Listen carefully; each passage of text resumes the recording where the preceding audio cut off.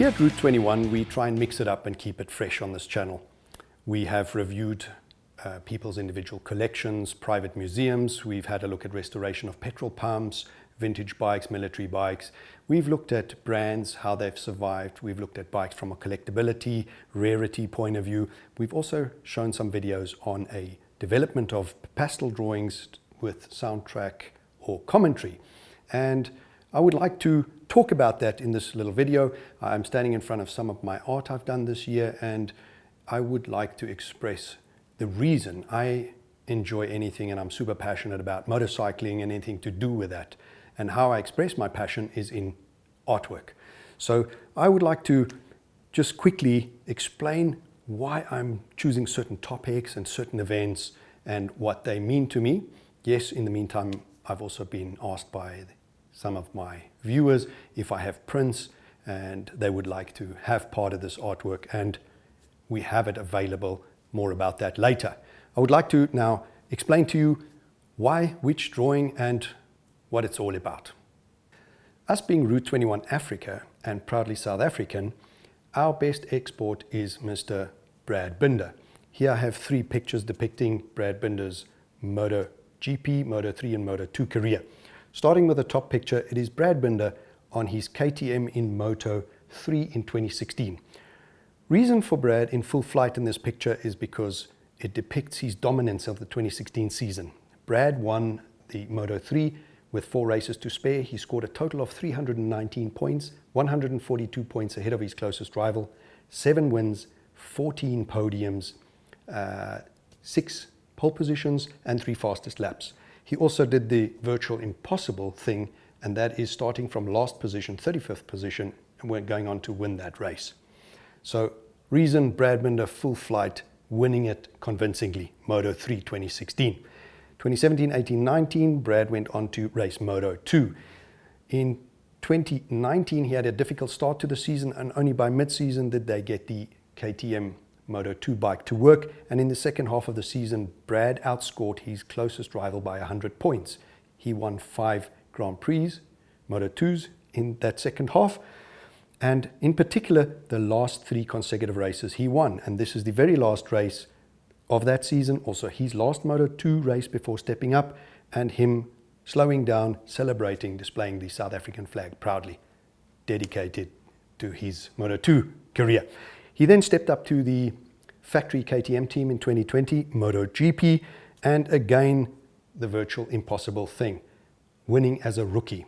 In his 3rd attempt, 3rd Grand Prix of the season, at Brno, Czech Republic, Brad Binder went on to win as a rookie, first South African to win in MotoGP, first KTM MotoGP win, and this picture depicts Brad hard on the brakes, back wheel in the air, out of shape as he did, keeping us on the edge of the seat in the last few laps in his typical backing the bike into the corner style.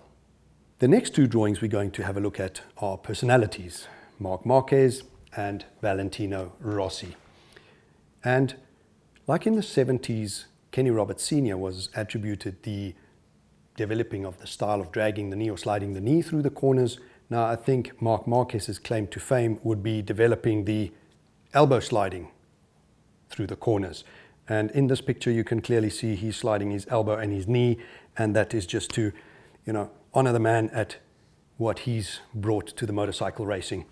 Over here, Valentino Rossi, now he's got 199 podiums at this point in time, and I'm sure not the last. And every time he's on the podium, it's like his first time, and his joy, pure joy, and his enthusiasm is so infectious. And that's why I just had to depict Valentino Rossi on a joyful wheelie celebrating. Then over here, we've got 2 more classic pictures.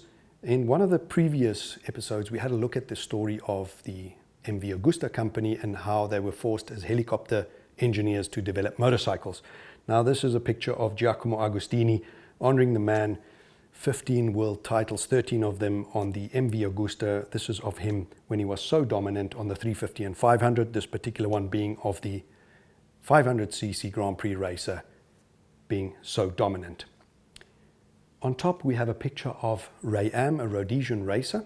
His career was maybe short but extremely successful, and on one of the trips we did to Cape Town where we fetched a 59 MV Augusta, we were lucky enough to meet up with the family, the nieces of Ray Am, and they kindly donated to us some of his spoils, some of his trophies that he got in his short career.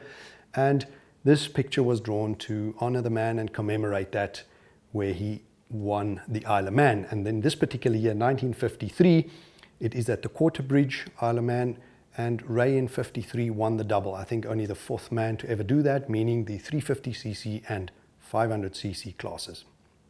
Two of my older drawings, which are not hanging behind me, would be the one of Troy Bayliss winning 3 World Superbike titles in 2001, 2006, 2008 on 3 different Ducatis, a 996R, a 999R and a 1098R. And this picture is entitled Baylistic, Mr. Baylistic, as Troy Bayliss was affectionately known. And he was always super exciting, as off his titanium sliders, off his boots and knee, he always threw out sparks through the corners. And the last picture I would like to share with you would be Casey Stoner winning Ducati's first MotoGP title in 2007 on the Desmos Sedeci. The picture is entitled, "If you never give up, anything can happen," as was Casey's motto. And it was in that season when MotoGP went from a 1000cc down to an 800cc, and Ducati got it right first with all the electronics, and Casey got his first title, and it was just superb. And if you look, Casey Stoney's number was 27, and at the final race of the season, as depicted in this drawing, he put 2 little zeros between his 27, depicting his number as well as the year of his title. I hope you guys enjoyed this trip down memory lane with us and some of the race stats I shared with you, and also gave you a glimpse into why I chose certain riders and certain events. And on a last note, I would like to show you what I was referring to earlier. This is a print, the quality and size next to the original. Now each one of these prints gets embossed, signed and numbered. The limited number edition refers to either race number, 33 would be 330 prints, or in Ago's case, 150 prints, referring to the 15 world titles he got. Should you require more information on these prints, please go to www.route21africa.com. And on that site, when you find the prints, if you click through on the prints, you will find a short clip with either a music montage or a commentary during the development, trying to share with you the passion I had in drawing this. Also, if you have a particular wish on a number to see if it's available, please get hold of us on the email below and we will try and answer you to give you availability on that. Now, on a last note, in the next few weeks, we will be going on a motorcycle tour with about 30 riders through South Africa, 4,500 kilometers, 7 days. I will be filming that and sharing it with you, so remember to click like and subscribe and see a little bit of our country.